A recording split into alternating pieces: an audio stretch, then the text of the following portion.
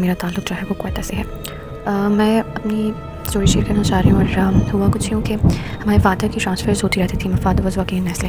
तो एक दफ़ा पे हमारी ट्रांसफ़र हुई सक्खर और ये कोई 2003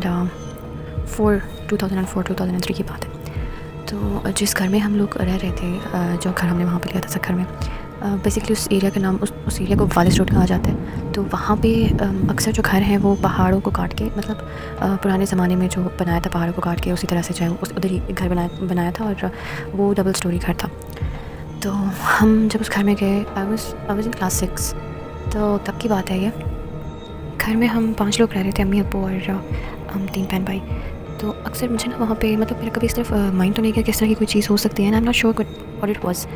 तो अक्सर जहाँ पे मैं चीज़ें रख देती थी तो वो चीज़ें वहाँ से अक्सर मतलब गायब हो जाती थी और उसके बाद दोबारा जो है वो मैं इन्ना अल्लाह पढ़ के उसको ढूंढ रही होती थी, तो फिर मुझे जहाँ पे वो चीज़ मैंने रखी होती थी वहीं से मुझे मिल जाती थी। इसके अलावा एक दफ़ा मुझे याद है अच्छी तरह कि मैं पढ़ रही थी और वो कप जो है वो मैंने अपनी बुक की साइड पे रखा हुआ था। उसके बाद I went to the kitchen और जब मैं किचन से वापस आई तो वो कप जो है वो मेरी कॉपी के ऊपर रखा हुआ था और चाय जो है ना वो साइडों से गिरी हुई थी। तो मतलब ये छोटी-छोटी चीज़ें होती रहती थी। पंखा जो है वो ख़ुद एकदम से चल के बंद हो जाता था और कमरे की लाइट जो है वो खुद ही कभी ऑन हो जाती थी, कभी ऑफ़ हो जाती थी। मुझे हमेशा ऐसा लगता था जैसे मेरा वहम है, मतलब लड़कों कर देती थी मैं। वंस व्हाट हैपेंड कि हमारी फूफो दिनों हमारे साथ रह रही थी, तो वो हमें मतलब अक्सर बताया करती थी कि नमाज़ इस तरह से आप कंटिन्यू कर सकते हैं, यूँ करना चाहिए, किस तरह से आप अपने आप को पाबंद कर सकते हैं। तो वन नाइट हम लोग सोने लगे थे तो दुआएँ पढ़ के सोते थे। तो मैंने पप्पू को कहा, मैंने कहा पप्पू मुझे ना अपने सुबह नमाज़ के लिए लाज़मी उठाना है। तो उन्होंने कहा तुम एक काम करो, तुम सूरह फ़ील पढ़ के अपने राइट जो आपका कंधा है ना उस पे फूंको, तो सुबह जो है वो तुम्हें फ़रिश्ता आके उठाएगा। आई सेड ओके ठीक है। तो मैंने उसी तरह सूरत पढ़ी और उसके बाद मैं सो गई। तो सोने से पहले मैंने मतलब पप्पू को कहा था कि मतलब हर हाल में आपने मुझसे उठाना है, क्योंकि वो उठती थी, नमाज़ पढ़ती थी। तो क्या हुआ कि इन द मॉर्निंग पप्पू आई मुझे उठाने के लिए। फुल उन्होंने वो जिस तरह से नमाज़ के लिए चादर पहनी हुई होती है वो पहनी हुई थी और मुझे कहा कि शनी उठ जाओ ना। मैंने कहा अच्छा नमाज़ का टाइम हो गया? कहती हाँ नमाज़ का टाइम हो गया, तुम फ़ौरन से उठ जाओ और जाओ जाके वज़ू करके आओ। अच्छा मैं ना आँख नहीं खोल रही थी, मैंने बोला यार अभी मैं आँख खोलूँगी, मतलब जो सुस्ती होती है। तो फिर मेरे दिमाग में ख़्याल आया कि यार अभी जो है वो पानी भी ठंडा होगा, उन दिनों सर्दियाँ थी। तो पप्पू ने एकदम से कहा कि पानी जो है वो मैंने गर्म करके रखा हुआ है, तो तुम जाओ जाके जो है वो वज़ू करके आ जाओ। फिर मेरे माइंड में ख़्याल आया कि यार अभी मैं उठूँगी, नमाज़ किधर ढूँढूँगी, चादर किधर ढूँढूँगी। तो पप्पू ने मुझे कहा कि मैं ये चादर उतार के यहाँ पे रख रही हूँ और मैं थोड़ी देर सो रही हूँ, तो तुम जब जाओ, नमाज़ मैंने बिछाई हुई है, तुम जब जाओ वज़ू करके वापस आओ, नमाज़ पढ़ो, अगर मैं सोई हुई थी तो मुझे उठा देना।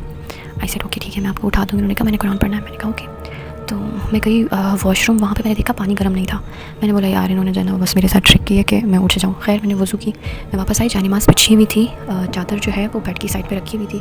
तो मैंने चादर पहनी, नमाज़ पढ़ी, बट मैं पप्पू की तरफ देख रही थी, वो इस तरह से सोई हुई थी जैसे कि वो उठी नहीं हो ना। तो फिर मैंने नमाज़ पढ़ी और उसके बाद मैं गई पप्पू के पास। मैंने कहा, उन्होंने मुझे कहा था कि मुझे उठाना, मैंने कुरान पढ़ना है। तो मैंने पप्पू को उठाया, मैंने कहा उठो, नमाज़ के टाइम आपने कुरान पाक पढ़ना था, आपने मुझे बताया था। तो पप्पू एकदम से उठ के मुझे देख रही है, मुझे कह रही है तुम कैसे उठी? मैंने कहा यार अभी आपने आके खुद ही मुझे मतलब उठाया है, खुद आप मुझे उठा के गई हैं, यहाँ पे चादर पड़ी हुई है, रूम की लाइट खुली हुई है, चाय नमाज़ बिछी हुई है। कहती है नहीं मैं तो सोई हुई हूँ, मैं तो अभी तक उठी नहीं हूँ, मैंने नमाज़ ही नहीं पढ़ी। तो फिर पप्पू ने मुझे कहा बस कि फरिश्ते ने तुमने उठाया। भाई नो मुझे किसने उठाया, क्या हुआ क्या नहीं हुआ। एंड एक और बार उसी घर में क्या हुआ कि मैं मदरसे गई हुई थी। अब तो यार मैं बहुत छोटी थी, 6 की बच्ची क्या होती है। तो वहाँ से मतलब स्कूल से हम लोग डायरेक्ट मदरसे जाते थे। वहाँ से जब हम वापस आते थे तो ऐसा होता था कि नींद आ रही होती थी बहुत सख्त। तो मैं जब वापस आई घर मदरसे से, हमारा जो घर का दरवाज़ा है उसके लॉक में कुछ प्रॉब्लम थी, हल्का सा धक्का मारते थे वो खुल जाता था लॉक। तो जब मैं घर आई तो मुझे अम्मी ने कहा कि यार मैं ज़रा सामने वाली आंटी की तरफ जा रही हूँ, तो तुम एक काम करना, दरवाज़ा जो है ना उसका ख्याल रखना। मैंने कहा ओके ठीक है। उस टाइम घर पे मैं अकेली थी और अम्मी जो है वो भाई को लेकर चली गई थी, तो मैंने देखा। तो उसके बाद फिर मुझे नींद आनी शुरू हो गई। मैंने कहा यार अगर दरवाज़ा खुला रहेगा, मैं सो गई, कोई आके घर से चला जाएगा, मुझे पता नहीं चलेगा। तो दरवाज़ा जो है वो मैंने लॉक कर लिया। मैंने कहा यार लॉक होगा, मैं उठ जाऊँगी। अच्छा मैं सो गई। अब मैं सो गई तो मुझे ना आवाज़ें आ रही हैं, मेरा छोटा भाई खेल रहा है, टीवी ऑन है, रूम की लाइट खुली हुई है और अम्मी मुझे कह रही उठ जाओ, मैंने चाय पराठा बनाया है तो ये तुम खा लो। तो मैंने कहा आप अंदर कैसे आई? दरवाज़ा तो मैंने बंद किया हुआ था।